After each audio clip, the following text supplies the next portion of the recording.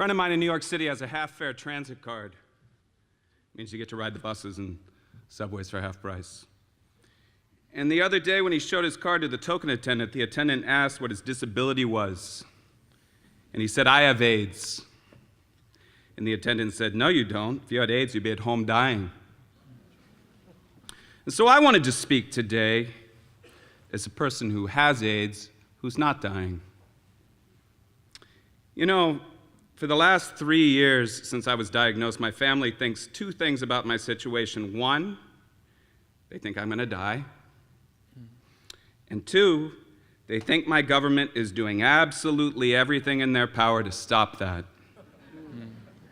Yeah, and they're wrong on both counts. So if I'm dying from anything, I'm dying from homophobia. If I'm dying from anything, I'm dying from racism.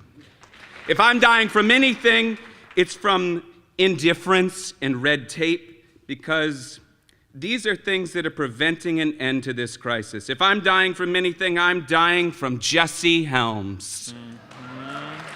If I'm dying from anything, I'm dying from the President of the United States.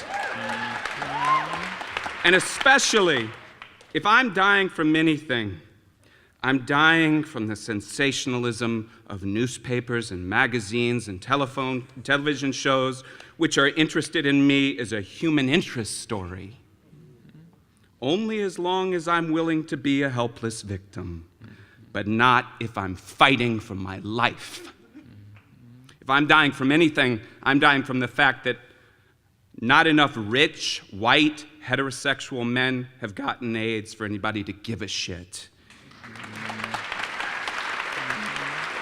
You know, living with AIDS in this country is like living in the Twilight Zone. Living with AIDS is like living through a war which is happening only for those people who happen to be in the trenches. Every time a shell explodes, you look around and you discover that you've lost more of your friends, but nobody else notices. It isn't happening to them. They're walking the streets as though we weren't living through some sort of nightmare. And only you can hear the screams of the people who are dying in their cries for help. No one else seems to be noticing.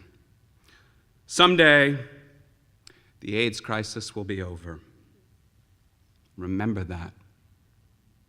And when that day comes, when that day has come and gone, there'll be people alive on this earth, gay people and straight people, men and women, black and white, who will hear the story that once there was a terrible disease in this country and all over the world, and that a brave group of people stood up and fought, and in some cases gave their lives so that other people might live. And we have to commit ourselves to doing that. And then, after we kick the shit out of this disease, we are all going to be alive to kick the shit out of this system so it never happens again.